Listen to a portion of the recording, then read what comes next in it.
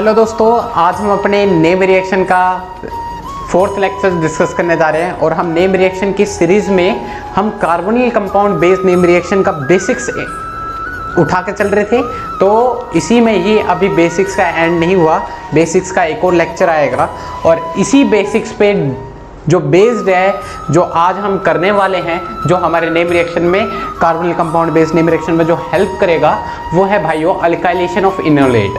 अब अभी तक हमने पिछले 3 लेक्चर में हमने क्या किया था भाइयों, जो भी इनोल और इनोलेट की हमने फॉर्मेशन की थी, एल्डिहाइड, कीटोन, एस्टर और एक्टिव मिथिलीन कंपाउंड, इन चारों के हमने जो कीटो फॉर्म थे उनसे हम इनोल और इनोलेट आयन की फॉर्मेशन हमने इजीली सब कुछ इन डेप्थ कर लिया था। 4 तरीके के बेस की यूज़ किया था, जिसमें हमने एसिड और बेस डाल के हमने अपने इनोल और इनोलेट और इनोल फॉर्म को जनरेट किया था एसिड और बेस का यूज़ करके, और जिसमें बेस का इंपॉर्टेंस ज़्यादा था। तो ये 3 लेक्चरों में मैंने यही बात बताई है, और अगर आपने तीनों लेक्चर अच्छी तरह देख रखे हैं तो आपको आगे में बिल्कुल दिक्कत नहीं आने वाली। अगर आपने पिछला लेक्चर ज़रूर देखा होगा तो आपको इनमें बिल्कुल दिक्कत नहीं आने वाली, नहीं तो आपको देखना पड़ेगा, नहीं तो आपको नहीं समझ में आएगा। ठीक है, तो आज के लेक्चर में पिछले लेक्चर का बड़ा इंपॉर्टेंस है, इसलिए आपको उनको देख के आना ज़रूरी है। ठीक है भैया, तो आज हम चालू करते हैं अपने अल्काइलेशन ऑफ इनोलेट के ऊपर। ठीक है, तो समझ में आएगा जरूर, अगर समझ में आए तो लाइक, सब्सक्राइब और शेयर जरूर कर दे। ठीक है भाइयों, तो चालू करते हैं अपने अल्काइलेशन ऑफ इनोलेट। तो भाइयों देखो, इनोलेट हमारे पास कई तरीके होते हैं। एल्डिहाइड के हमने इनोलेट बनाए थे, है ना, और एल्डिहाइड हो गए, कीटोन हो गए, एस्टर हो गए, एक्टिव मिथिलीन कंपाउंड। तो इंपॉर्टेंस जो रखता है, जिसके अल्काइलेशन हमें सीखने हैं, वो है active methylene compounds. IIT jam वाले बच्चों पे ज़्यादा इस चीज़ पे ध्यान ना भी जाएगा तब भी चलेगा, पर एमएससी वाले जरूर इस पे ज़्यादा ध्यान दें, क्योंकि एमएससी वाले के ऊपर क्वेश्चन जरूर आने हैं इस पर। ठीक है, तो एक्टिव मिथिलीन कंपाउंड्स आज का जो इंपॉर्टेंस रखता है, इसलिए हमें इस पर ज़्यादा ध्यान रखना पड़ेगा। ठीक है, और चालू करते हैं अपने ये सारे। देखो आपके पास इनोलेट तो आपको पता चल गए, अब हम अल्काइलेशन करवा रहे हैं, तो पहले एक थोड़ी सी बेसिक समझ लो। आपको पता है इनोल फॉर्म और इनोलेट, हमारे पास 2 तरह की फॉर्म होती थी, एक कीटो फॉर्म होती थी और एक हमारी इनोल फॉर्म होती थी, और साथ में एक इनोल फॉर्म का एक इनोल का एक आयनिक फॉर्म होता था, जिसे हम बोलते हैं इनोलेट फॉर्म। ठीक है भाइयों, आपको मैंने स्टार्टिंग में ही बता दिया था, जो कीटो फॉर्म है वो हमारी इलेक्ट्रोफिलिक फॉर्म होती है भाइयों। क्या भाइयों? इलेक्ट्रोफिलिक फॉर्म होती है, और जो इनोल और इनोलेट फॉर्म होती है वो हमारी न्यूक्लियोफिलिक फॉर्म होती है ना भाइयों। तो आपको सही बताता हूँ कि ये जो इनोलेट फॉर्म है और इनोल फॉर्म है, ये हमारी न्यूक्लियोफाइल है, और न्यूक्लियोफाइल से कौन इंटरेक्ट करना पसंद करेगा? ऑब्वियस सी बात है, वहाँ पर इलेक्ट्रोफाइल आएंगे। तो मतलब हम क्या करेंगे, बारी बारी से हम इनोलेट के पास डिफरेंट टाइप के इलेक्ट्रोफाइल लेके आएंगे और इलेक्ट्रोफाइल से उसकी अल्काइलेशन करवाएंगे। तो ये सारे आपके सामने इलेक्ट्रोफाइल है। कुछ 6 तरीके के इलेक्ट्रोफाइल है जिसको हमें देखना है। जैसे पहला है हमारा अल्काइल हैलाइड, फिर साथ में हम असाइल हैलाइड को भी यहीं देख लेंगे। ठीक है, सेकंड जो इलेक्ट्रोफाइल है जो हमारे एल्डिहाइड और कीटोन है। थर्ड जो इलेक्ट्रोफाइल हम लेके आए वो हमारे एस्टर हैं। फोर्थ जो इलेक्ट्रोफाइल हमारे वो हमारे हैं भाइयों इमीनियम आयन। क्या है? Iminium ion. तो देख लो, इस चीज़ को नोट करो, जल्दी से देख लेते हैं, फिर अपने लेक्चर को चालू करते हैं और मेन जो फोकस है उस पर ध्यान देते हैं। ठीक है, फोर्थ ही हो गए। फिफ्थ जो हमारे हैं भाइयों वो है हमारे alpha beta unsaturated ketone. Alpha beta unsaturated ketone, देखिए ये जिस अल्फा बीटा अनसैचुरेटेड कार्बोनिल है, सॉरी, ठीक है, अल्फा बीटा अनसैचुरेटेड कार्बोनिल है, जिस पे हमें अपने अल्काइलेशन करवाने हैं। अल्काइलेशन इन्हीं का ये इलेक्ट्रोफाइल होंगे। ठीक है भाइयों, अब आ जाते हैं अपने हेलोजेंस ग्रुप का हमने अल्काइलेशन करवाना है। तो ये सारे आपके पास कुछ इलेक्ट्रोफाइल है जिनका हम अल्काइलेशन करवाएंगे अपने इनोलेट के ऊपर। तो आपको पता है इनोलेट हमारी न्यूक्लियोफिलिक फॉर्म है और ये सारे इलेक्ट्रोफिलिक फॉर्म है। न्यूक्लियोफिलिक इलेक्ट्रोफिलिक फॉर्म इंटरेक्ट करेंगी, और ये सारी काम जब हम अपने नेम रिएक्शन करेंगे ना, जैसे बहुत सारी नेम रिएक्शन है, इसके एक लेक्चर और बनेगा, उसके बाद हम नेम रिएक्शन की सीरीज चालू कर देंगे। बेसिक्स हमारा खत्म हो जाएगा नेक्स्ट लेक्चर से। तो ये बेसिक्स है जो उसमें काम आएगा बहुत ही अच्छी तरह। ठीक है, तो इस चीज़ को नोट करें, फिर अपने चलते हैं अपने अल्काइलेशन करवाने पे। तो नोट कर लेना मैं। ठीक है, तो अब अपने चलते हैं अल्काइलेशन के ऊपर। तो आ जाते हैं भाइयों, तो सबसे पहले अल्काइलेशन हम किस किस का करवाने वाले हैं? किस किस का भाई हो? सबसे पहले हम अपने अल्काइल हैलाइड और असाइल हैलाइड का एल्किलेशन करवाएंगे इनोलेट के ऊपर। तो पहले इनोलेट हमने भाइयों कभी कभार आपको इनोलेट, अभी तो हमें पता है इनोलेट हमें स्टार्टिंग मिले होंगे, कभी क्या कर देगा क्वेश्चन में आपको इनोलेट आपको स्टार्टिंग मटेरियल पहले बना के नहीं देगा, आपको खुद प्रिपेयर करना पड़ेगा। और अभी तक हमने यही किया है, अपने इनोलेट की फॉर्मेशन ही की है हमने, ठीक है भैया। तो आपको कोई दिक्कत नहीं आएगा, पिछला लेक्चर जरूर देखना है, ठीक है, नहीं तो आपको फॉर्मेशन में दिक्कत आएगी। तो आ जाते हैं अपने अल्काइलेशन ऑफ इनोलेट के ऊपर। तो भाइयों अल्काइलेशन ऑफ इनोलेट में सबसे पहला हम जो ठीक है, तो आ जाते हैं अपने इनोलेट के ऊपर। ये हमारे इनोलेट होते हैं, देखना भाइयों, ये हमारे इनोलेट होते हैं, ये क्या है हमारे इनोलेट। तो इनोलेट में हमारे क्या आएंगे, इलेक्ट्रोफाइल का अटैक होगा।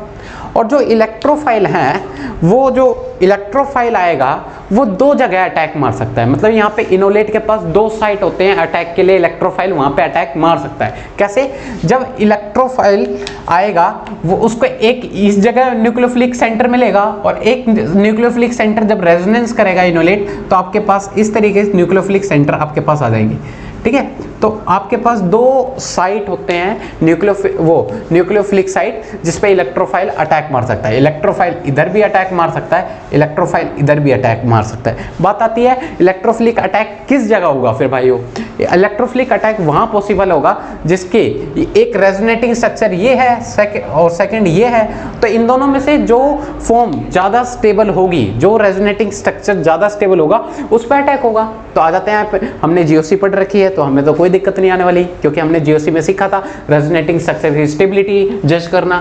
तो पहले स्ट्रक्चर में देख सकते हो आप, पहले स्ट्रक्चर में देखो ऑक्सीजन के ऊपर नेगेटिव चार्ज है और ऑक्सीजन एक मोर इलेक्ट्रोनेगेटिव एटम है भाइयों, मोर इलेक्ट्रोनेगेटिव एटम है भाइयों। और मोर इलेक्ट्रोनेगेटिव एटम आसानी से नेगेटिव चार्ज को कैरी कर लेता है। और यहाँ पे देखो, यहाँ पे कार्बन एटम नेगेटिव चार्ज को कैरी कर रहा है, मतलब ये एक लेस इलेक्ट्रोनेगेटिव एटम मतलब नेगेटिव चार्ज को कैरी कर रहा है। तो भाई बड़ी दिक्कत है, वहाँ मोर इलेक्ट्रोनेगेटिव एटम तो ज़्यादा स्टेबल है और ये लेस इलेक्ट्रोनेगेटिव एटम के ऊपर नेगेटिव चार्ज हाईली अनस्टेबल है।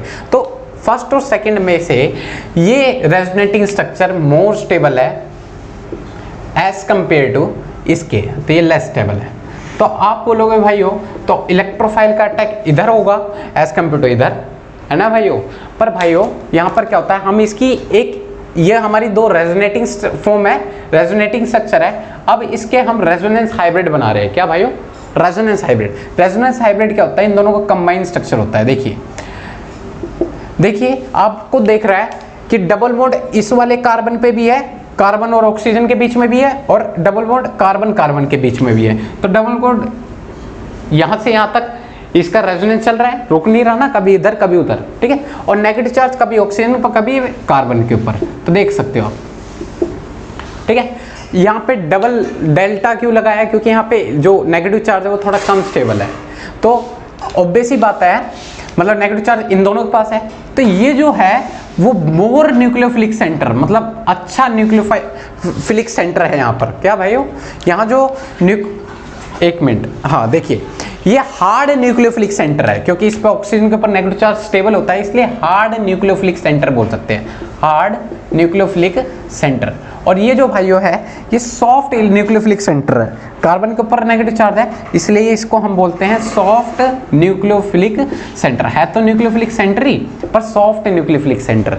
बात आती है इलेक्ट्रोफाइल कहाँ अटैक मारेगा, हार्ड न्यूक्लियोफिलिक सेंटर पे या सॉफ्ट न्यूक्लियोफिलिक सेंटर? वो डिपेंड करेगा कि हमारा जो इलेक्ट्रोफाइल है वो हार्ड है वो या फिर सॉफ्ट है।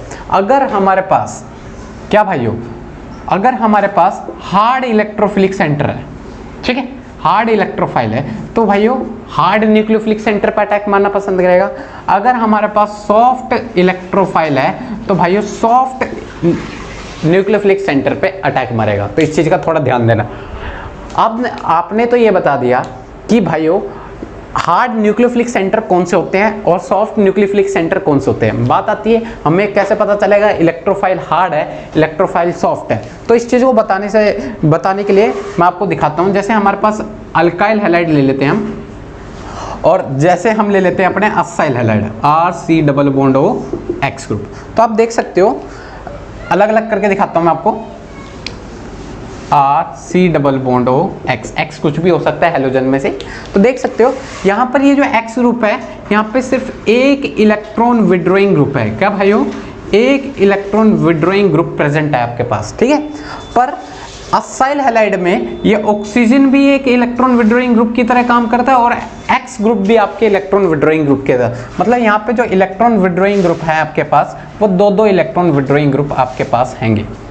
बात आती है जिस एक इलेक्ट्रॉन विड्रॉइंग ग्रुप है तो ये हमारा सॉफ्ट न्यूक्लियो इलेक्ट्रोफिलिक सेंटर होता है, तो ये हमारा सॉफ्ट इलेक्ट्रोफाइल होता है भाइयों। और जिसके पास दो या दो से ज़्यादा इलेक्ट्रॉन विड्रॉइंग ग्रुप प्रेजेंट होते हैं वो हमारे हार्ड न्यूक्लियो इलेक्ट्रोफाइल होते हैं, ठीक है भाइयों। तो आपको ये तो पता चल गया। तो हार्ड है तो ऑक्सीजन पे अटैक होगा, सॉफ्ट है तो कार्बन पे अटैक होगा, बस इतना ध्यान रखना। ये हमारा बेसिक था इस चीज़ को इनोलेट के रिएक्शन को आगे बढ़ाने के लिए। तो ये चीज़ अगर आपने सीख ली तो आपको कोई दिक्कत नहीं आने वाली भाइयों, ठीक है भाइयों। तो इस चीज को नोट कर ले। तो लाइक और शेयर ठोक दीजिए, महाकाल का लाइक और शेयर ठोक दीजिए। पूरा साल मेहनत करता हूँ आपके लिए बेटा, ऐसा नहीं चलेगा, ऐसा नहीं चलेगा। फिर अपने आगे चलते हैं, आप क्वेश्चन करते हैं, ठीक है भाइयों। आ जाते हैं अपने अल्काइलेशन ऑफ इनोलेट के ऊपर। अब एक एक करके अपने अल्काइलेशन करवाएंगे, एक एक करके डिफरेंट इलेक्ट्रोफाइल उठाएंगे, अपने इनोलेट पे अटैक करवाएंगे। तो आ जाते हैं। तो पहले मैंने अभी ले लिया अपने इनोलेट ऑक्सीजन के ऊपर नेगेटिव। अभी हमें अपने स्टार्टिंग मेटल बनाने की कोई झंझट नहीं रखी, मैंने डायरेक्ट ले लिया। और उसमें हम अल्काइल हैलाइड डाल रहे हैं। क्या डाल रहे हैं? Alkyl halide. जो अल्काइल हैलाइड है तो वहाँ इलेक्ट्रोफाइल हमारा कौन सा होगा? ये होगा और ये न्यूक्लियोफाइल होगा, और हमें इलेक्ट्रोफाइल का अटैक करवाना है। और ये जो इलेक्ट्रोफाइल होता है, ये मैंने बताया एक विड्रॉइंग ग्रुप प्रेजेंट होने की वजह से ये सॉफ्ट इलेक्ट्रोफाइल होगा, ये हमारा है ना भाइयों। सॉफ्ट इलेक्ट्रोफाइल होने की वजह से क्या होता है? ये ऑक्सीजन पर अटैक मारेगा या कार्बन पर अटैक? कार्बन पर अटैक मारेगा। ऑब्वियस सी बात है, कार्बन पर अटैक मारना पसंद करेगा। तो क्या होता है? ऑक्सीजन अपने इलेक्ट्रॉन उठाता है, कार्बन के अपने ऊपर इलेक्ट्रॉन रख लेता है। तो आपके पास कुछ इस तरीके से फॉर्म जनरेट होगी। रेजोनेटिंग स्ट्रक्चर ये तो बनाया भाइयों मैंने, आप ऐसा कर लो, नहीं तो मैं शॉर्ट भी तरीका बताऊंगा, देखना। इसके ऊपर नेगेटिव चार्ज आएगा, अब ये अल्काइल हैलाइड से इंटरेक्ट कर सकता है। तो आपको पता है इसके ऊपर ये नेगेटिव चार्ज है, मतलब ये आएगा, इस पर अटैक मार देगा। तो आपके पास जो फॉर्म आएगी वो इस तरीके की आ जाएगी भाइयों। ये आर ग्रुप यहाँ लग गया, ठीक है। तो ये हमारा, और X ग्रुप यहाँ से लीव करके गया तो X नेगेटिव अपने इलेक्ट्रॉन उठा के निकलेगा। तो इस चीज़ की फॉर्मेशन हुई है। तो भाइयों ये जो रिएक्शन हुई है वो एक मैकेनिज्म को फॉलो करती है, वो हमारे SN2 मैकेनिज्म को फॉलो करती है, जिसको मैंने रिएक्शन मैकेनिज्म के अंदर इन डेप्थ बताया है, ठीक है भाइयों। और SN2 रिएक्शन का जो ऑर्डर होता है, मैकेनिज्म का जो ऑर्डर होता है भाइयों, 1 डिग्री अल्काइल हैलाइड में सबसे अच्छा SN2 होता है, देन 2 डिग्री अल्काइल हैलाइड में आप SN2 करवा सकते हो, SN1 भी हो जाती है 2 डिग्री से भी, ठीक है। और 3 डिग्री में SN2 बिल्कुल प्रेफरेबल नहीं होती। तो आपके अल्काइल हैलाइड पे भी डिपेंड करेगा कि आपकी रिएक्शन कैसे जा रही है। अगर आप 1 डिग्री अल्काइल हैलाइड ले रहे हो तो आपकी रिएक्शन सबसे बेस्ट जाएगी, क्योंकि SN2 रास्ते 1 डिग्री सबसे ज़्यादा स्टेबल होता है। 2 डिग्री से भी आप करवा सकते हो, पर 3 डिग्री अगर आपने अल्काइल हैलाइड ले लिए, 3 डिग्री आपने अल्काइल हैलाइड ले लिए जैसे ये, तो आपकी रिएक्शन नहीं जाएगी, SN1 के रास्ते आपकी रिएक्शन जाएगी, ठीक है। पर हमें ये जो रिएक्शन होगी वो SN2 के रास्ते ही जाएगी, ठीक है। तो इस चीज़ को नोट कर लिया। अब अपने अल्डिहाइड मतलब और लेके आते हैं। अब अपने स्टार्टिंग मटेरियल को भी प्रिपेयर करने वाली बात हम चालू कर देते हैं यहाँ से। देखिए भाइयों, आपके पास कीटोन है और आपने कीटोन के इनोलेट बनाना आपने सीख लिया है। तो कीटोन के इनोलेट बनाने के लिए आपके पास देखो क्वेश्चन किस तरीके से आने वाले उस चीज बात हो। आपको दे देगा भाई पहला सोडियम हाइड्रेट, ठीक है, और सेकंड आपको दे दिया, जैसे आपको दे दिया CH3Br, ठीक है, मिथाइल ब्रोमाइड अल्काइल हैलाइड दे दिया। तो पहला तो मटेरियल आपने सोडियम हाइड्रेट देख लिया। सोडियम हाइड्रेट जो है हमारा एक बेस, और बेस कैसा है, वो थोड़े साइज में बड़े होते हैं, इसलिए नॉन न्यूक्लियोफिलिक बेस होते हैं। कैसे? Non nucleophilic. ये कहते हैं भाई हम तो कार्बन पे अटैक नहीं मारेंगे, तो ये प्रोटॉन एक्सेप्टर का काम करते हैं। यहाँ पर क्या करते हैं? Proton acceptor. बेस का काम ही क्या होता है? प्रोटॉन एक्सेप्ट करने का। तो देखो ये कार्बन है, ये कार्बन, कहीं से प्रोटॉन ले जाए एक ही बात पड़ेगी। तो मैंने हाइड्रोजन यहाँ से उठाया, अब ये सोडियम हाइड्रेट क्या करेगा, यहाँ से बेस हटाएगा और हाइड्रोजन अपने इलेक्ट्रॉन लेके चला जाएगा। तो आपको पता है हाइड्रोजन अपने इलेक्ट्रॉन दे के चला जाएगा तो नेगेटिव चार्ज आएगा। अब ये नेगेटिव चार्ज रेजोनेंस कर सकता है और रेजोनेंस करेगा तो आपके पास पता चल जाएगा यहाँ पे इनोलेट की फॉर्मेशन हो जाएगी। ठीक है, अब वो बेस जो है अपने प्रोटॉन वापस कर देता है। ये बातें हमने जो बेस है वो लेके गया है, अगर वो प्रोटॉन वापस कर दे तो क्या होता है, पार्शियल इनोलेट की फॉर्मेशन होती है। ये जो हमारा इनोलेट बनाया है, अगर वो बेस से प्रोटॉन वापस ले लेता है तो पार्शियल इनोलेट की फॉर्मेशन होती है और फिर देन हमारा इनोल बनता है। इनोल से हमारे कीटो फॉर्म वापस आ जाते हैं और फिर वो इनोल फॉर्म और कीटो फॉर्म दोनों एक ही रिएक्शन में एक ही साथ होते हैं, इसलिए न्यूक्लियोफिलिक और इलेक्ट्रोफिलिक फॉर्म आपसी में रिएक्शन कर जाते हैं, इसलिए सेल्फ रिएक्शन हो जाती है, इसलिए सेल्फ कंडेंसेशन रिएक्शन हो जाती है। पर भाइयों यहाँ पे जो सोडियम हाइड्राइड है वो H जब बेस अपने हाइड्रोजन को ले गया यहाँ से, तो इसने जो बेस है हाइड्रोजन तो ले गया पर वापस अपने प्रोटॉन वापस देता नहीं है इनोलेट को अपने प्रोटॉन देता नहीं है, बेस अपने प्रोटॉन नहीं दे पाता। इसीलिए यहाँ जो सारे बेस है सारे कीटो फॉर्म को इनोलेट में बना देता है, इसलिए यहाँ पे 100% इनोलेट की फॉर्मेशन हो जाती है और 100% इनोलेट की फॉर्मेशन होने की वजह से तो यहाँ पर जो क्रॉस रिएक्शन होने की संभावना बढ़ जाती है। अब हमारे इनोलेट बन गए। अब सेकेंड हमारा स्टेप क्या था भाइयों, सेकेंड हमारा स्टेप था, ये सारी बातें मैंने पिछले 3 लेक्चर में सारी ये कवर अप करवाई थी, जिन्होंने नहीं देखा वो जरूर जाके देखें। फिर देन हमारे CH3Br आएंगे और ये हमारे कैसे इलेक्ट्रोफिलिक फाइल है, सॉफ्ट है हार्ड है, तो ऑब्वियस ही बात है सॉफ्ट है और ये हमारे सॉफ्ट इलेक्ट्रोफाइल है, इसलिए कार्बन पर अटैक मारेंगे, ऑक्सीजन में ऑब्वियस बात है कार्बन पर अटैक मारेंगे। अब देखो शॉर्ट में बताता है, नेगेटिव चार्ज यहाँ उतरा, ये आया इस पर अटैक मारा और यहाँ से Br ग्रुप लीव कर गया, तो आपके पास यहाँ पर ये मिथाइल ग्रुप लग जाएगा। तो ये आपकी एंड प्रोडक्ट जो बचा है वो आपके सामने है, नोट कर लें। ठीक है, तो अब मैं इतनी मैकेनिक्स को बार बार नहीं बता के मैं इन डेप्थ बताऊंगा, जिन्होंने नहीं देखा वो फर्स्ट लेक्चर जरूर देखिए, सेकंड थर्ड 3 लेक्चर इनका बेसिक है। ठीक है, ये सारे लेक्चर एक दूसरे से कनेक्टेड है, इसलिए जरूर देखना है। अब जाते हैं अपने नेक्स्ट क्वेश्चन के ऊपर। जैसे हमने साइक्लिक कीटोन ले लेते हैं, ठीक है, और साइक्लिक कीटोन के अंदर हमने पोटेशियम हाइड्राइड डाल दिया, जिसे हम हाइड्राइड बेस बोलते हैं। सेकंड हमने ले लिया अपने अलाइलिक ब्रोमाइड ले लिया, क्या भाइयों, अलाइलिक हैलाइड ले लिया। तो आपको पता है पहला सोडियम हाइड्राइड है, तो ये हमारे हाइड्राइड बेस होते हैं, पहले बोल देते हैं हम नॉन न्यूक्लियोफिलिक हैं, तो ये कहते हैं भाई हम तो हाइड्रोजन को एब्स्ट्रैक्ट करते हैं। हाइड्रोजन एब्स्ट्रैक्ट करेंगे तो हाइड्रोजन अपने इलेक्ट्रॉन देके जाएगा और ऑक्सीजन अपने इलेक्ट्रॉन उठा लेगा। ठीक है, तो आपके पास क्या कंडीशन आएगी, यहाँ पे ऑक्सीजन पे नेगेटिव चार्ज आएगा और ये हमारे इनोलेट की फॉर्मेशन हुई है और यहाँ जो इनोलेट बनता है हाइड्रोजन बेस वापस प्रोटॉन देता नहीं, इसलिए 100% इनोलेट की फॉर्मेशन होती है और 100% तो क्रॉस रिएक्शन। देन हमारे इसकी बारी आती है किसकी, अल्काइल ब्रोमाइड की।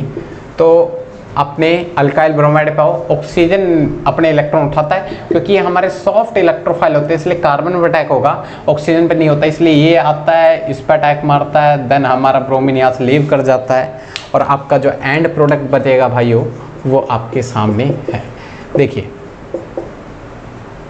ठीक है, तो नोट कर लें, ये आपका एंड प्रोडक्ट बचेगा और Br नेगेटिव लीव कर जाएगा। नेक्स्ट क्वेश्चन कर लेते हैं इसी के रिगार्डिंग। जैसे आपके पास कीटोन आ गए साइक्लिक में और आपने ले रखा है बेस फर्स्ट LDA, ठीक है, और सेकंड आपने जो ले लिए कि आपने जो इलेक्ट्रोफाइल ले लिया आपने कुछ चेंज कर दिया इस तरीके से, थोड़े बेंजाइलिक फॉर्म में ले लिए। ठीक है, तो LDA, ठीक है, तो घबराने वाली बात नहीं है। LDA कैसे किस तरह से दिखते हैं, ये हमारे LDA हैं और यहाँ से लिथियम अटैच होता है। ठीक है, लिथियम, क्लियर है। अब ये क्या होता है देखना भाइयों, ये LDA बड़े मोटे तगड़े होते हैं, बोलते हैं हम नॉन न्यूक्लियोफिलिक हैं, हम हाइड्रोजन को एब्स्ट्रैक्ट करेंगे, तो हमने ये हाइड्रोजन लिए, इधर से निकालो उधर से निकालो, बात एक ही पड़ेगी। अब क्या होता है, नाइट्रोजन हाइड्रोजन पे अटैक मारता है और हाइड्रोजन अपने इलेक्ट्रॉन देके निकलता है और ऑक्सीजन अपने इलेक्ट्रॉन से इस लिथियम को पकड़ लेता है। ठीक है, फिर देन हमारे पास जो कंडीशन तैयार होगी, आपके पास जो कंडीशन तैयार होती है भाइयों, नाइट्रोजन हाइड्रोजन एब्स्ट्रैक्ट करेगा और बस आपके पास इस तरह से कंडीशन तैयार हो जाएगी, ऑक्सीजन के साथ लिथियम अटैच हो जाएगा। ठीक है, ऑक्सीजन के साथ लिथियम अटैच हो जाएगा, मतलब आपके पास जो इनोलेट बने हैं और यहाँ पे नेगेटिव चार्ज आएगा, क्योंकि हाँ ठीक है, यहाँ पे नेगेटिव चार्ज आएगा, इसमें आपको कोई दिक्कत नहीं आएगी। ठीक है, अब ध्यान दो, यहाँ पे जो आपके इनोलेट बने हैं, यहाँ जो आपके इनोलेट बने हैं, इनोलेट तो बने हैं, साथ में लिथियम लगा है इसलिए हम लिथियम इनोलेट बोलते हैं। और यहाँ जो आपके इनोलेट बने वो 100% इनोलेट बनते हैं क्योंकि बेस यहाँ पे भी प्रोटॉन वापस नहीं करता। ठीक है, देन हमारी इसकी बारी आती है, हमारा आता है PHCH2Br। क्या होता है, ऑक्सीजन अपने इलेक्ट्रॉन उतारता है, यहाँ पे डबल बॉन्ड, भाई देखो ध्यान देना, ये यहाँ पे उतारेगा तो यहाँ पे डबल बॉन्ड, ये मैंने पलट दिया, कोई दिक्कत नहीं है, बात वही पड़ेगी, आप यहाँ डबल बॉन्ड लगाओ वहाँ लगाओ, एक ही बात पड़ेगी, स्ट्रक्चर वही रहेगा। फिर देन ये कहाँ पे अटैक मारता है, CH2 पे, देन Br लीव कर जाता है, और जो Br लीव करता है वो लिथियम के साथ कनेक्टेड हो जाता है, LiBr का फॉर्मेशन करके ये निकल जाते हैं। देन आपके पास जो कंडीशन बनेगी वो इस तरीके से बनेगी, डबल बॉन्ड O और ये आपके pH ग्रुप, इस तरीके से आपकी एंड प्रोडक्ट आपके सामने आ जाएगा। अब ये था BSc लेवल का जो IIT-JAM लेवल के बच्चों के लिए। अब आ जाते हैं अपने MSc लेवल के ऊपर। MSc से रिगार्डिंग कुछ क्वेश्चन इसमें चेंज हो जाते हैं, रहेगा कंसेप्ट यही, बस थोड़ा सा स्टेप एक और बढ़ना पड़ता है जिसमें हमें थोड़ा ध्यान देना पड़ेगा MSc स्टूडेंट्स के लिए। ठीक है भाइयों, आ जाते हैं क्वेश्चन उठाते हैं। जैसे हम साइक्लिक कीटोन ले लो आपने, ठीक है, और उसमें आप अपने डाल दो LDA, क्या डाल देते हैं LDA, और हम सेकंड जो डाल रहे हैं अपने PH सेलेनियम दे लिए, फिर ब्रोमाइड ले लिया। ठीक है, अब होने क्या वाला है, LDA डालोगे तो आपको पता है यहाँ पे लिथियम इनोलेट की फॉर्मेशन हो जाएगी। क्या हो जाएगी, लिथियम इनोलेट की फॉर्मेशन हो जाएगी, ये इसमें तो आपको कोई दिक्कत नहीं है। ठीक है, लिथियम इनोलेट की फॉर्मेशन होगी। अब ये नेगेटिव चार्ज यहाँ पे डबल बॉन्ड आ जाएगा, इसे करवा कर देख लेना, आपका अभी तो कराइए ये वाला तो सिस्टम। फिर देन आपके कौन आते हैं, PHSCBr। ठीक है, फिर आपके एल्काइलेशन होता है, नेगेटिव चार्ज होता है, क्योंकि ये जो होते हैं हमारे सॉफ्ट होते हैं, तो ये कार्बन पे अटैक मारेंगे, तो ये आते हैं इस पे अटैक मारेंगे, ब्रोमाइड लीव कर जाएगा। देन आपका जो प्रोडक्ट बचेगा वो डबल बॉन्ड हो सेलेनियम, देन आपके बेंजाइल ग्रुप। अभी ये जो चीज़ है ये यहाँ पे रुकती नहीं है। सेलेनियम के केस में हम इसमें रिएजेंट डालेंगे H2O2 और या NiO4। इसकी वजह से क्या होगा, ये ऑक्सीडाइजिंग एजेंट होते हैं, ये ऑक्सीडाइज कर जाएगा।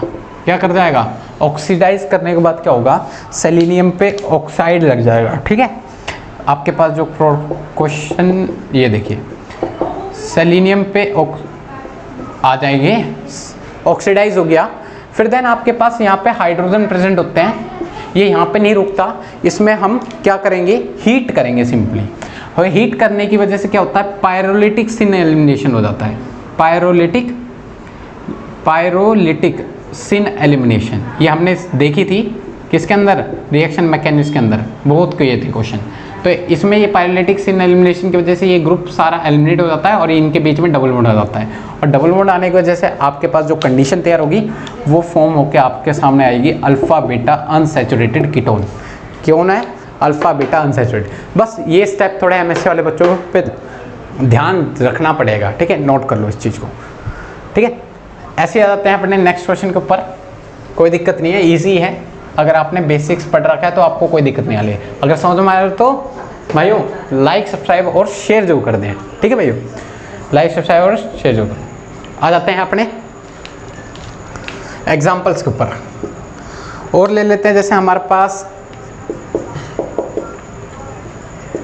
ये हमारे इनोलेट हैं और इसमें आप डाल दो सोडियम हाइड्राइड और सेकंड आपने क्या ले लिया, ET ब्रोमाइड, इथाइल ब्रोमाइड। ठीक है भैया, फिर क्या होने वाला है, जब सोडियम हाइड्राइड ले लिया, ये आपको पता है हाइड्राइड बेस है, नॉन न्यूक्लियोफिलिक है, हाइड्रोजन का एब्स्ट्रैक्ट करेगा। क्या करेगा, हाइड्रोजन का एब्स्ट्रैक्ट करेगा। हाइड्रोजन यही है तो ये हाइड्रोजन हटेगा, नेगेटिव चार्ज आएगा, और ये नेगेटिव चार्ज रेजोनेंस करेगा तो ऑक्सीजन में नेगेटिव, मतलब आपके इनोलेट बन जाएंगे।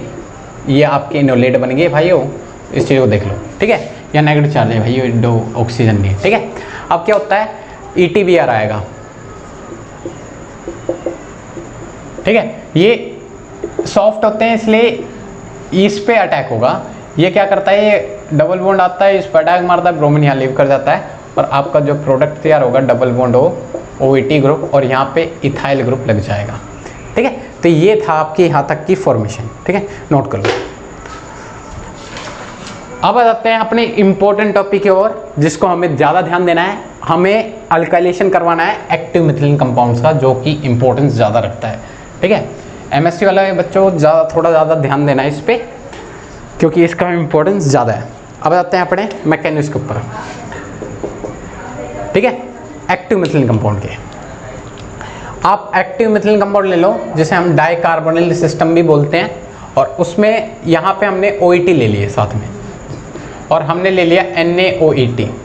ठीक है, हमने जिस हिसाब से हमारा लिविंग ग्रुप होता है उस हिसाब से अपने वो लिए हैं, क्योंकि हमें इनोलेट की फॉर्मेशन करनी है। हमें पता है ऑक्सी बेस से, जब एस्टर के केस में हम ऑक्सी बेस डिफरेंट लेंगे तो दिक्कत आएगी, हमारे कीटोफॉर्म बर्बाद हो जाएंगे। पर एस्टर के केस में हमें जिस हिसाब से हमारा लिविंग ग्रुप होता है उस हिसाब से हमें अपने बेस को पकड़ना पड़ेगा भाइयों। ठीक है, तो इस चीज़ को थोड़ा ध्यान रखना, इस चीज़ को थोड़ा ध्यान रखना है। अब आ जाते हैं अपने क्वेश्चन के ऊपर। अब जब, ठीक है, ये जब इस हिसाब से लेने की वजह से क्या होता है, ये OET जब कार्बन पर अटैक मारेगा तो ऑक्सीजन पे नेगेटिव चार्ज आएगा। दिखा देता हूँ मैं आपको। तो OET यहाँ लगा, एक OET था, एक OET वापस आ गया। जब ऑक्सीजन नेगेटिव चार्ज वापस उतारता है तो हमारा लिविंग ग्रुप लीव कर जाता है। इससे क्या होता है हमारा, देन हमारा OET ग्रुप जो ये था मैंने फैला के लिख दिया, और आपका जो कीटोफॉर्म पहला था वही कीटोफॉर्म आपके पास रहा। इससे हमारे कीटोफॉर्म बर्बाद नहीं हुए, इसलिए हम इस बेस का यूज़ करते हैं जिस हिसाब से हमारे पास लिविंग ग्रुप होता है। तो ये बार बार वहाँ अटैक मार के क्या करता है भाई, यहाँ से अटैक मारेगा तो वापस निकाल देंगे इसे बाहर, हमारा कीटोफॉर्म बर्बाद नहीं हो रहा। तो इसलिए हाइड्रोजन का एब्स्ट्रैक्ट करता है। अब एक हाइड्रोजन यहाँ है, एक हाइड्रोजन यहाँ है, जो मोर एसिडिक हाइड्रोजन होता है वहाँ से ये हाइड्रोजन का एब्स्ट्रैक्ट करता है। मोर एसिडिक हाइड्रोजन यही होता है, ये हाइड्रोजन का एब्स्ट्रैक्ट कर लेगा। देन आपके पास कंडीशन तैयार होती है, OET यहाँ लग जाएगा और इस पर नेगेटिव चार्ज। अब बात आती है, अब ये जो नेगेटिव चार्ज है वो रेजोनेंस कर सकता है, हमारे इनोलेट की फॉर्मेशन होगी। ठीक है, डबल बॉन्ड OET। ठीक है, ये हमारे कंडीशन तैयार हुई, इसमें तो आपको कोई दिक्कत नहीं आएगी। अब हमारे सेकंड हम अपने ले लेते हैं अल्काइल ब्रोमाइड CH3Br जैसे ले लिया हमने। तो यहाँ पे क्या होता है, ये सॉफ्ट इलेक्ट्रोफाइल है तो कार्बन अटैक होगा, तो कार्बन अटैक इसलिए ऐसे होता है। देन ब्रोमीन हमारा लीव कर जाता है, आपका जो प्रोडक्ट बनेगा वो इस तरीके से आपके सामने आ जाएगा। ठीक है, यहाँ तक ही इसकी कहानी यहीं पे नहीं रुकती, ये अभी आगे और जाएगा। जो एस्टर है वो हाइड्रोलाइज हो सकता है।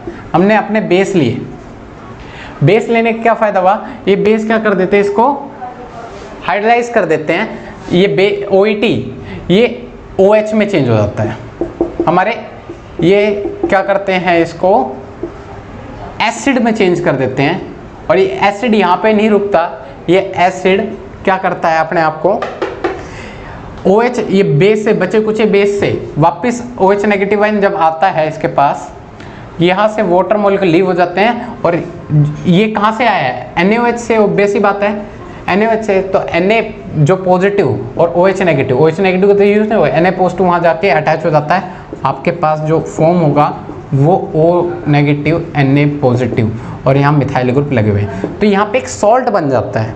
ठीक है भाइयों, और ये जो सॉल्ट है, ठीक है, यहाँ पे क्या हो गया, सॉल्ट की प्रिपरेशन होगी। एंड में इसी सॉल्ट में हम जब एसिडिक कंडीशन डालेंगे, वही जो चीज जब एसिडिक कंडीशन डालेंगे, इसी चीज़ को हमें जो ज़्यादा ध्यान में रखनी है, जो इम्पोर्टेंस रखती है। जब इसके अंदर हम एसिडिक कंडीशन डालेंगे तो हमारे क्या होंगे भाइयों, यहाँ पर हमारे एक और स्पीसीज जनरेट हो जाती है। मैं करके दिखाऊंगा जनरेट करके, पर अभी इन शॉर्ट देख लो क्या होता है।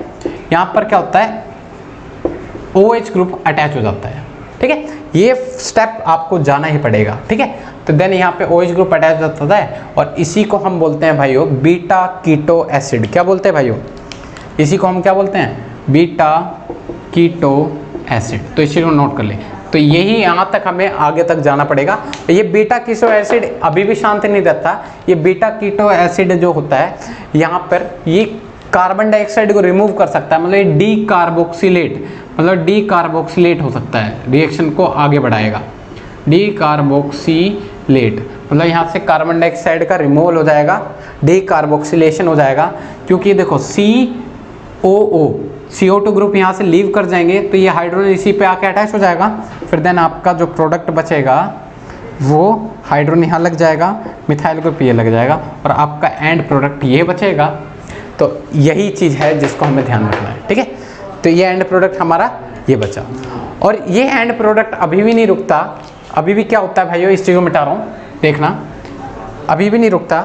होता क्या है, ये एंड प्रोडक्ट अभी भी क्या करता है, ये जो देखना ध्यान देना, ये जो यहाँ पे हाइड्रोजन प्रेजेंट होंगे, अल्फा हाइड्रोजन होने चाहिए, हाइड्रोजन प्रेजेंट हो गए, ये 1,3 H माइग्रेशन कर लेता है। मतलब ये क्या करता है, पहले से तीसरे कार्बन पे माइग्रेशन कर लेता है हाइड्रोजन का, जिसको हम बोलते हैं टोटोमेरिज। और फिर हमारा जो प्रोडक्ट, ये ऑक्सीजन यहाँ आ जाएगा, हाइड्रोजन इधर आ जाएगा, ऑक्सीजन का डबल बॉन्ड इधर आ जाएगा, ठीक है भाई, हाइड्रोजन लग जाएगा, देन हमारा CH ग्रुप। ये हमारे इनोल की प्रिपरेशन हो जाती है, ठीक है। तो beta keto acid dicarboxylate होता है, डी कार्बोक्सिलेट होने के बाद टोटोमेरिज करवाते हैं, एंड प्रोडक्ट हमारा ये मिलेगा।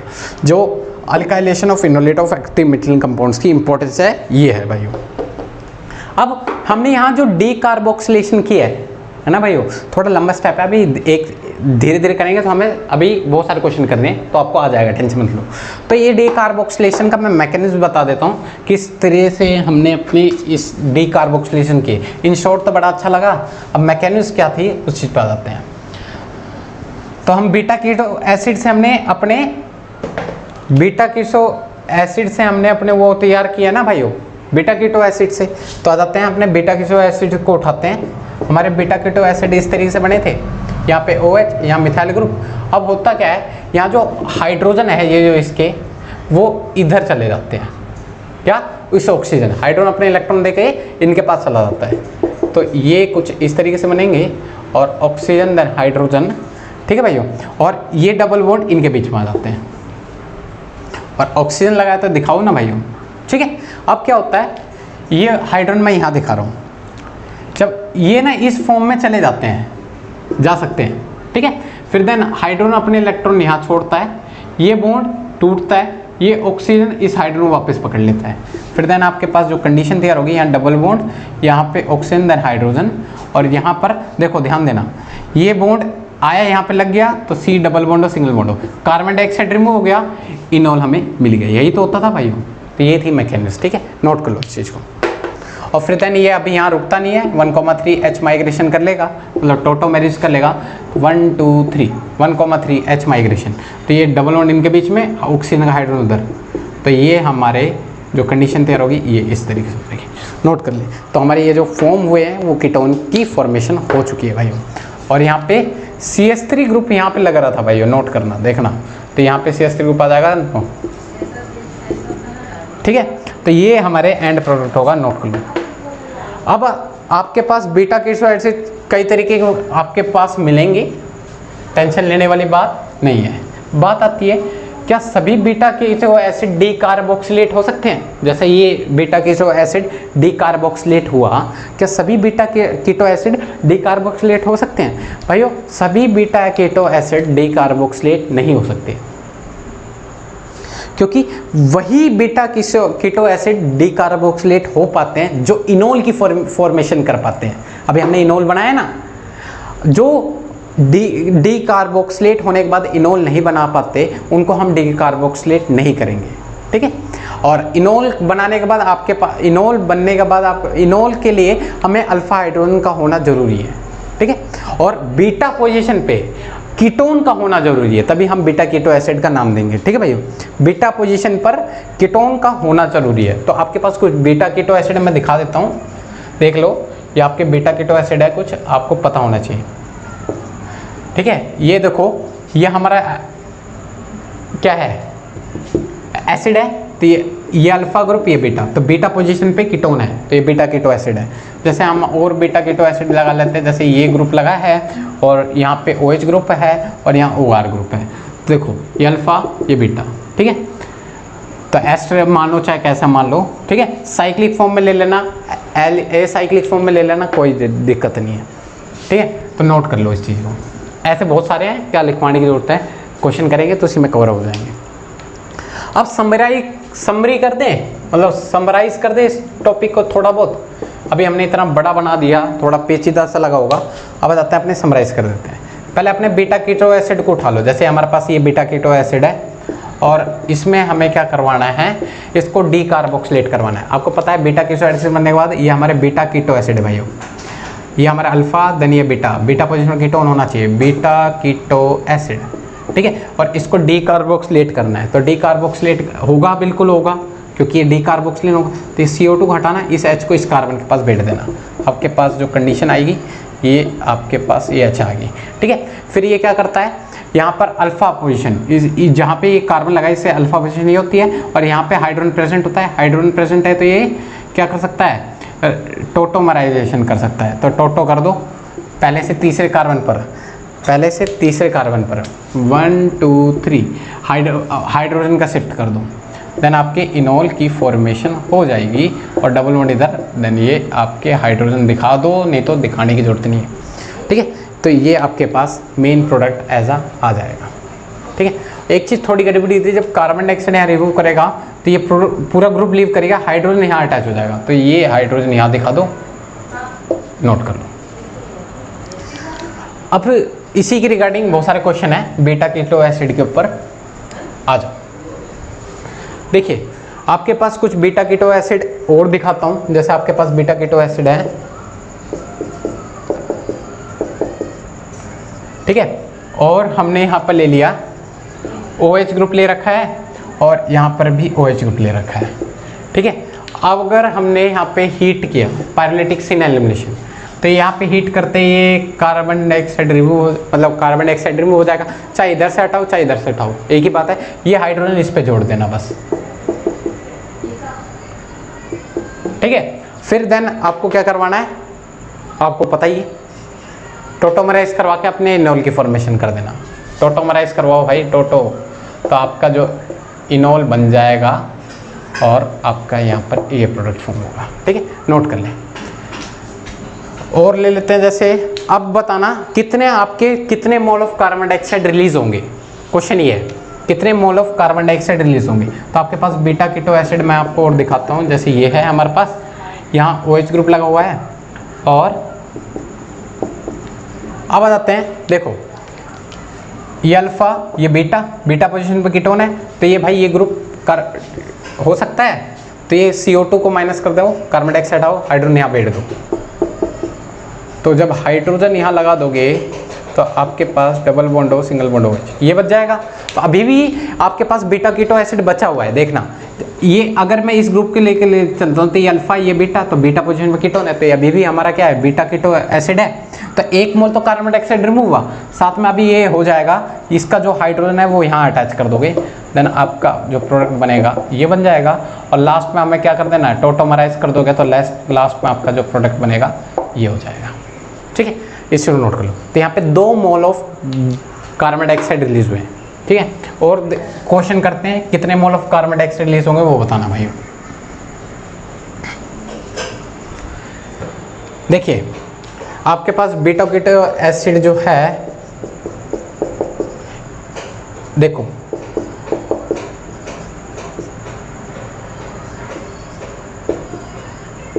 देखिए आपने अगर इस ग्रुप के अकॉर्डिंग चल रहे हो तो ये अल्फा ये बीटा, तो बीटा कीटो एसिड बना, तो यहाँ पे कार्बन डाइऑक्साइड रिमूव कर दो, इसका हाइड्रोजन यहाँ लगा दो डायरेक्टली,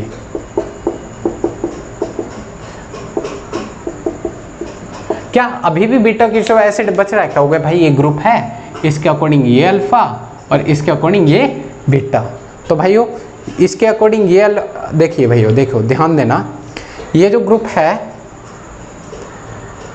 एक चीज कुछ खराबी नहीं है वैसे, ठीक है ठीक है ठीक है, तो इसको भी हम अपने बीटा कीटो एसिड में कन्वर्ट कर सकते हैं, मतलब 2 mole of carbon dioxide release कर देना, जब रिलीज करोगे तो आपका जो प्रोडक्ट बनेगा वो सिंपली कीटोन बन जाएगा, इसको वो टोटोमराइज कर देना, आपका प्रोडक्ट आ जाएगा, नोट करो। और लेके चलते हैं, जैसे आपके पास क्वेश्चन है, देखिए अब थोड़ा इम्पोर्टेंट क्वेश्चन के ऊपर चलते हैं, जहाँ पर आपको अल्काइलेशन करवाना है, पूरा टोटल स्टार्ट करवाना है। यहाँ पे आपने इनोलेट ले लिया, आपने एक्टिव मिथिलीन कंपाउंड ले लिया, जिसमें आपको इनोलेट की फॉर्मेशन करना है, और अपना जो प्रोडक्ट लिया है आपने बेस ले लिया NaOET, ठीक है, और साथ में आपको अल्काइलेशन करवाना है किसका, ये आपके अल्काइलेशन है। तो OET ग्रुप है तो आपको पता है ये हाइड्रोजन को एब्स्ट्रैक्ट करेगा, क्योंकि यहाँ पे हटेगा तो यहाँ नेगेटिव चार्ज आएगा।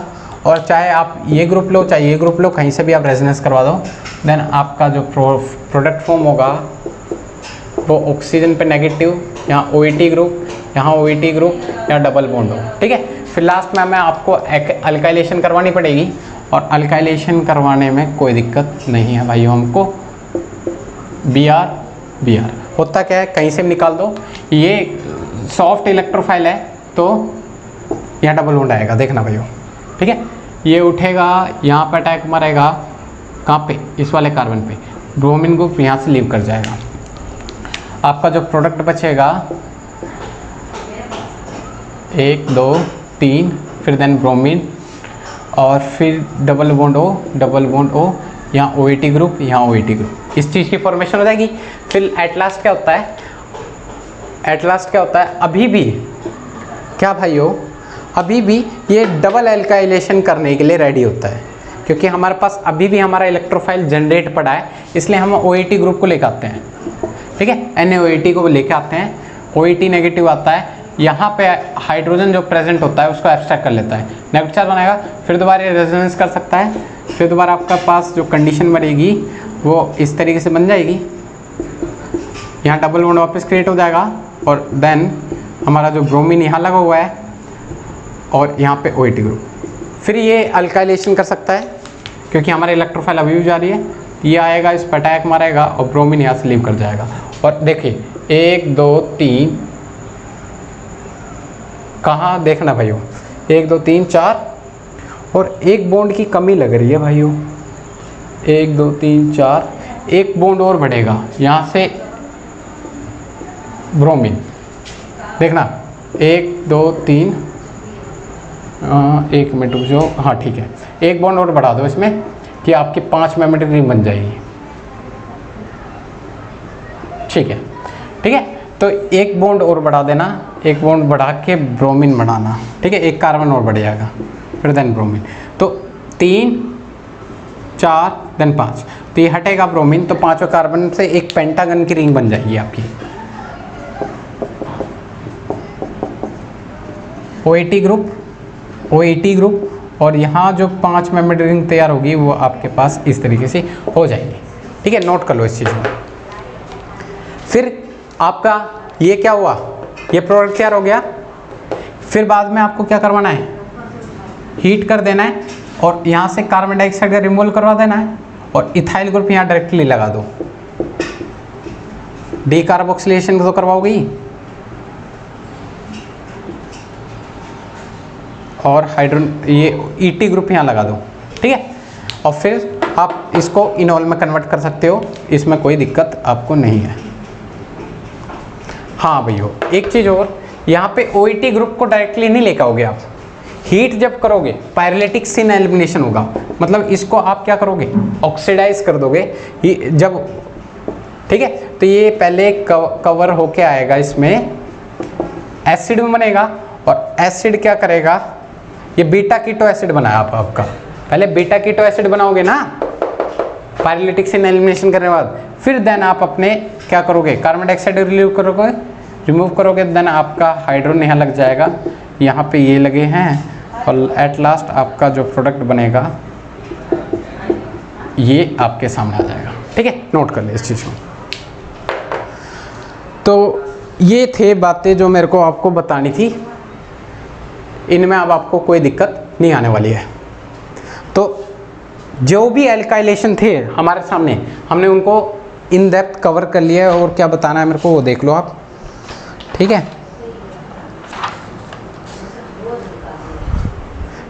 तो आज के लिए इस लेक्चर के लिए इतना काफ़ी है। इसमें एक छोटा सा और बात है जिसको मेरे को बतानी चाहिए, तो देख लो, फिर अपने इस लेक्चर को स्टॉप करते हैं। देखिए भाइयों, अभी तक हमने सिमेट्रिकल चीज़ें लेकर आए थे, अगर हम अनसिमेट्रिकल कीटोन या अपने लेके आते हैं, अनसिमेट्रिकल कीटोन ले आए जैसे हम, ठीक है, ये हमारे अनसिमेट्रिकल कीटोन है, और इसमें अगर हम बेस का अटैक करवाते हैं तो बेस क्या करेगा, किस हाइड्रोजन को उठाएगा, इस हाइड्रोजन को उठाएगा, इस हाइड्रोजन को उठाएगा। तो जब हम अनसिमेट्रिकल केस में उठाते हैं तो ये जो हाइड्रोजन होते हैं हमारे, ये जो हाइड्रोजन होते हैं इनकी जो एसिडिटी होती है लगभग सेम होती है, जिसकी वजह से बेस कंफ्यूज होता है कि यहाँ से हटाऊँ यहाँ से हटाऊँ। जब दोनों जगह से हटा के देख लेते हैं हमारा जो प्रोडक्ट क्या बनता है। अगर मैं यहाँ से हटाता हूँ देन आपका ऑक्सीजन में नेगेटिव चार्ज इधर से आएगा और ये प्रोडक्ट बनेगा। अगर मैं उधर से हटाता हूँ देन आपका जो प्रोडक्ट बनेगा वो ये बनेगा। ठीक है, अब बात आती है ये जो प्रोडक्ट होता है, देखना ये कौन सबसे ज़्यादा स्टेबल है, तो अल्फा कार्बन चेक करो, अल्कीन की स्टेबिलिटी बताओ, ये अल्फा इसमें थ्रू ये अल्फा। तो ये देखिए 3 3 6 अल्फा हाइड्रोजन मिलकर इसको स्टेबलाइज कर रहे हैं और इसको सिर्फ 2 अल्फा हाइड्रोजन मिलकर स्टेबलाइज कर रहे हैं। भाई देख लो, ठीक है, 2 अल्फा हाइड्रोजन मिलकर, तो इसकी स्टेबिलिटी ज़्यादा है, तो ये हमारा मोर स्टेबल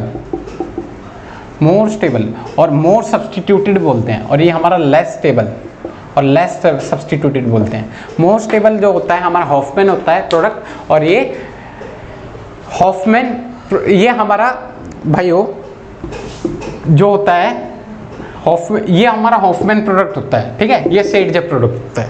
तो इस चीज़ को थोड़ा देखना, जो हमारा लेस स्टेबल होता है ऑब्वियस ही बात है, जो लेस स्टेबल बना है ये बहुत ही जल्दी बना होगा, इसलिए इसे एक लेस स्टेबल बना है, क्योंकि जो धीरे धीरे बनता है उसकी स्टेबिलिटी ज़्यादा होती है पर लेट आता है, इसलिए लेस स्टेबल है। इसलिए काइनेटिक कंट्रोल प्रोडक्ट बोलते हैं इसे हम, काइनेटिक कंट्रोल प्रोडक्ट।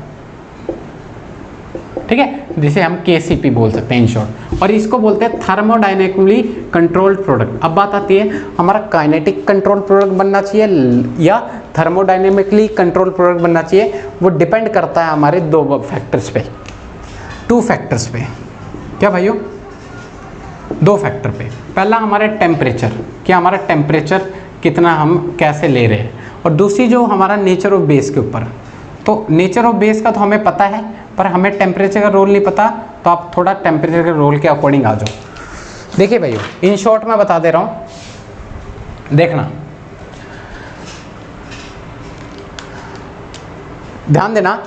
अब इस पे आ जाओ, आपके पास 2 है तो कीटोन यही वाला है। अब ये वाला जो हाइड्रोजन है, ये जो आपका हाइड्रोजन है, देखना है, अगर मैं यहाँ से हटाता हूँ तो नेगेटिव चार्ज यहाँ बनता है, तो इस नेगेटिव चार्ज मतलब इसको और कोई डिस्टेबलाइज करने वाला ग्रुप नहीं है, तो मतलब ये मोर एसिडिक हाइड्रोजन है। और अगर मैं ये वाला कीटोन लेता हूँ, यहाँ से हाइड्रोजन हटाता हूँ, तो इसको हटाऊंगा तो नेगेटिव चार्ज यहाँ बनेगा, और इसको CH3 ग्रुप और इलेक्ट्रॉन को प्लस आई के थ्रू इलेक्ट्रॉन दे के इसको और ज़्यादा डिस्टेबलाइज कर देगा। मतलब इसे हम बोलते हैं लेस एसिडिक हाइड्रोजन बोल सकते हैं। और मोर एसिडिक हाइड्रोजन से अगर हम हाइड्रोजन हटाऊंगा तो आप मतलब हाइड्रोजन हटाऊंगा तो ऑक्सीजन के ऊपर नेगेटिव चार्ज आएगा, और आपके पास जो प्रोडक्ट बनेगा ये बनेगा। अगर मैं इससे यहाँ से हाइड्रोजन हटाता हूँ देन आपका जो प्रोडक्ट बनता है वो ये बनेगा। ठीक है, बात आती है, देखो जब मोर एसिडिक हाइड्रोजन हटाया तो आपका देखो अल्कीन की स्टेबिलिटी, इसकी 2 अल्फा हाइड्रोजन मिलकर इसको स्टेबलाइज करोगे, इसको 6 अल्फा हाइड्रोजन मिलकर स्टेबलाइज करोगे, ये लेस स्टेबल प्रोडक्ट हमारा बना, और ये मोर स्टेबल। तो जब आप मोर एसिडिक हाइड्रोजन हटाओगे तो आपका लेस स्टेबल प्रोडक्ट बनेगा, और लेस एसिडिक हाइड्रोजन हटाओगे तो मोर स्टेबल प्रोडक्ट बनेगा। अब क्या बात बतानी है मेरे को, उस चीज़ में ध्यान दो। तो इस चीज़ को थोड़ा ध्यान रखना, जब मोर एसिडिक हाइड्रोजन को हटाएंगे हम तो आपका लेस स्टेबल प्रोडक्ट बनेगा, और जब लेस एसिडिक हाइड्रोजन को हटाएंगे तो आपका मोर स्टेबल प्रोडक्ट बनता है। अब बात आती है, देखो जब आप मोर एसिडिक हाइड्रोजन को हटाओगे, कब हटाओगे? जब मोर एसिडिक हाइड्रोजन को कब हटाना है? जब आपको जो टेम्परेचर दिया होगा वो लो टेम्परेचर दिया होगा, मेंशन होगा। अगर आपको लो टेम्परेचर मेंशन किया है तो आपको समझ जाना है कि मोर एसिडिक हाइड्रोजन को हटाओगे और उससे जो बनने वाला प्रोडक्ट होगा वो आपको लेस स्टेबल बनेगा, और लेस स्टेबल जो प्रोडक्ट होता है वो हमारा काइनेटिकली कंट्रोल प्रोडक्ट की फॉर्मेशन होगी। ठीक है, और अगर आप लेस एसिडिक हाइड्रोजन को कब हटाओगे? जब आपको मोर टेम्परेचर मतलब हाई टेम्परेचर गिवन होगा। कब? हाई टेम्परेचर पे। वो टेम्परेचर कितना वो बताता हूँ। तो उससे आपका जो प्रोडक्ट बनेगा मोर स्टेबल बनेगा, और वो मोर स्टेबल प्रोडक्ट आपका थर्मोडायनेमिकली कंट्रोल प्रोडक्ट होता है। तो इस चीज़ को पहले नोट करें, ये चीज़ें समझ आ गए कि कब आपके थर्मोडायनेमिकली कब काइनेटिकली, वो डिपेंड करेगा टेम्परेचर। जब low temperature most acidic hydrogen हटाओ, अपने क्वेश्चन कर देना, और high temperature less acidic, then आपका थर्मोडायनेमिक कंट्रोल प्रोडक्ट। जो लो टेम्परेचर होगा वो मैक्सिमम -78 डिग्री सेल्सियस होगा। ठीक है, और high temperature maximum room temperature जो बोलते हैं हम, उसको हम हाई टेम्परेचर 25 डिग्री सेल्सियस, इतना ध्यान में लेके चलना। तो ये था जो हमें ध्यान रखना है। तो अनसिमेट्रिकल केस में इस दो बातों को ध्यान रखना, टेम्परेचर आपके पास मेंशन किस तरीके से है, ठीक है। तो अगर आपके लो टेम्परेचर हुए तो मोर एसिडिक और हाई टेम्परेचर तो लेस एसिडिक। तो इस चीज़ को नोट कर लें। आज के लेक्चर के लिए इतना काफ़ी है। अगर समझ में आया तो लाइक, सब्सक्राइब और शेयर जरूर कर दें, और कमेंट करके जो बताएं आपको लेक्चर कैसा लगा, ठीक है भैया।